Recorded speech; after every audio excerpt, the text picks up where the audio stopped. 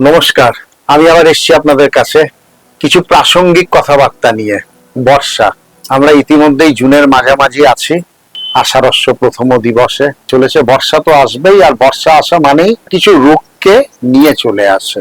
আর আমার দেহের ইমিউনিটি অর্থাৎ প্রতিরোধ ক্ষমতা কত বেশি আছে যে বর্ষার যে জলবাহিত রোগগুলোকে আমাদের প্রতিহত করতে হবে, লড়াই করতে হবে। আসুন জেনে নি সেটা আমরা।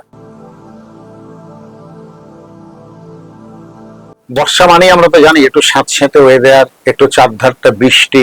এই সময় কি হয়, সূর্যের আলোটা অনেকটা, সূর্যের তেজ কমে যায়, তো আমাদের ইমিউনিটি পাওয়ারও তার সাথে সাথে কমে যায়।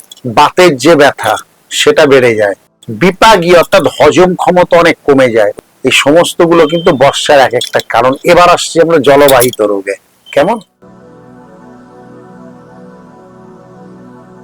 বৃষ্টিতে তো জল জমছে মানে পড়ছে, নষ্ট হচ্ছে, নানা রকম জীবাণুর আতুরঘর হয়ে যাচ্ছে জমা জলে।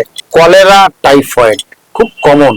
সুতরাং একটু জলটা কিন্তু বর্ষার সময় মূলত যে জলই আসুক, বাড়িতে বাজারি যা জল আসুক, জল কিন্তু ফুটিয়ে খান। আর দ্বিতীয় কথা হচ্ছে কৃমি। এই যে বর্ষার সময় শাক সবজি সর্বত্র জল থাকে, তো কৃমির প্রাদুর্ভাব। কৃমি কি হয়, ওয়ার্ম হচ্ছে এই শাক সবজির মধ্যে লুকিয়ে থাকে। সেগুলোই আমরা যখন খাচ্ছি পেটে যাচ্ছে, তার ফলে আমাদের কৃমি, তার প্রভাব, ডায়রিয়ার প্রভাব, এগুলো কিন্তু বাড়ছে। তার আরেকটা উপায় কি হলো না, বর্ষার সময় শাকসবজি অ্যাভয়েড করলেই ভালো, কিন্তু আপনার স্যালাড হয়তো খেতে হবে সারাটা বছর ধরে।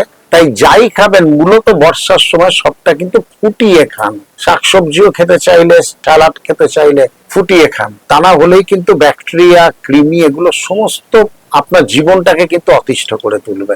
একটা অপটিমাম টেম্পারেচারে ব্যাকটেরিয়া মারা যায়, জীবাণু মারা যায়। সুতরাং একটু জল একটু বেশি গরম করে তার মধ্যে যেটাই খাবেন তার মধ্যে প্রথমে ফল, শাকসবজি এগুলোকে তার মধ্যে চুবিয়ে দিন। একটা অপটিমাম টেম্পারেচার, ভেতরের যা কৃমি, ব্যাকটেরিয়া যা কিছু থাকবে সেগুলো নষ্ট হবে, তারপর সেটা খান। বর্ষাকাল মানেই তো সর্দি, কাশি এগুলোও হবে, তাই না? যার ইমিউনিটি পাওয়ার বেশি তার একটু দেরিতে হবে, যার ইমিউনিটি পাওয়ার কম তার একটু তাড়াতাড়ি হবে। তো সেক্ষেত্রে একটু আয়ুর্বেদ স্বাস্থ্য চিকিৎসক যারা, তারা বলে কিছু এরকম আছে, কিছু টোটকা আছে যেগুলো খেলে কিন্তু সত্যি আপনি ভালো থাকবেন। প্রথম হচ্ছে মধু, আদা, গোলমরিচ একটু ঈষদুষ্ণ জলে নিয়ে নিন, নিয়ে ওটাকে মিশিয়ে একটু খান। শরীর হালকা থাকবে, শরীরের ইমিউন মানে প্রতিরোধ ক্ষমতাটা বাড়াবে, বা সর্দি কাশি যদি এই সময় তো হয়, এটা একটু আপনাকে আরাম দেবে। এছাড়া বর্ষাকালে শরীরকে ভালো রাখতে তুলসী পাতা চিবিয়ে খান, চা আদা দিয়ে খান, বা 1 কাপ দুধে একটু হলুদ দিয়ে খান। এগুলো সব কিন্তু আপনার শরীরের প্রতিরোধ ক্ষমতাটাকে তুলনামূলক বাড়াবে। আর বর্ষাকালে যে জলের সংক্রমণ গুলো আছে আপনাকে সেগুলো থেকে প্রতিহত করবে। আমাদের দেশের পুরনো সংস্কৃতিতে যদি ফিরে যান, অনেক কিছু কিন্তু আপনি প্রতিরোধ করতে পারবেন। যেমন ধরুন বর্ষাকাল, জল জমছে চতুর্দিকে, মশা মাছির উপদ্রবটা খুব বেশি। আপনি কি করতে পারেন জানেন? একটু ধুনো, এটা একদম আমাদের পূর্বপুরুষরা যেটা করতেন, ভীষণ একটা বিজ্ঞানসম্মত ব্যাপার। ধুনো, তার মধ্যে গুগ্গুল দিন বা শুকনো নিম পাতা দিন, পুরো বাড়িটা ধুনো করুন, মশা মাছি অনেক কমে যাবে। হয়তো পুরনো মনে হচ্ছে এটা আমাদের পূর্বপুরুষরা করতেন ধর্মের ব্যাপারে, না, এটা নিশ্চিতভাবে বিজ্ঞানসম্মত ব্যাপার। ধুনো, তার সাথে গুগ্গুল, তার সঙ্গে শুকনো নিম পাতা, আপনার কিন্তু বাড়ির পরিবেশটা ভালো থাকবে, মশা মাছির উপদ্রব থেকে বাঁচবেন, আর তাতে আপনি অনেক অসুখ থেকে নিজেকে বাঁচাতে পারবেন। এবার আপনাদের চর্মরোগ নিয়ে বলি। বর্ষার সময় তো একটু চর্মরোগ দেখা যায়।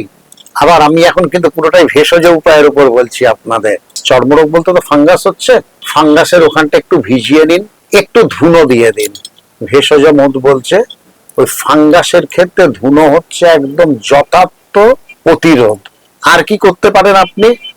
নিম আর চন্দন, অনেক ক্ষেত্রে যদি যে কোনো রকম কেটেছে, নিম আর চন্দন কিন্তু অ্যান্টিবায়োটিকের কাজ করে, এটা একটু মাথায় রাখবেন। খাবার কি খাবেন বর্ষার সময়? শুধু এটুকু মাথায় রাখবেন, নতুন আলু, নতুন চাল এগুলো বর্ষার সময় একদম নয়। পুরনো আলু, ওই আগের স্টকের আলু, আগের চাল, এইগুলো আপনাকে খেতে হবে।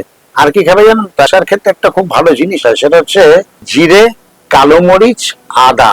এই তিনটে কিন্তু আপনার পক্ষে ভীষণ গুরুত্বপূর্ণ খাওয়াটা ওই বর্ষার সময়। বিভিন্ন রকম সংক্রমণের হাত থেকে আপনাকে বাঁচাতে। এইগুলোই হচ্ছে ছোট ছোট সমস্ত সাবধানতা ভেষজ মতে। এগুলো যদি আপনি একটু বর্ষার সময়টা মাথায় রাখেন, আপনি কিন্তু বর্ষাটা সংক্রমণ ছাড়াই কাটিয়ে উঠতে পারবেন। কারণ বর্ষার পরই আবার তো পুজো আছে, সুতরাং পুজোর আগে শরীরটাকে খুব একটা দুর্বল করে লাভ নেই। তো এই কাজগুলো করুন, এই ভেষজ উপায়গুলো একটু মেনে চলুন। পুজোর আগে শরীরটাকে একদম ঠিকঠাক রাখতে হবে। আপনি বর্ষাটা একদম রোগ ছাড়া, সংক্রমণ ছাড়া কাটিয়ে দিতে পারবেন। নমস্কার।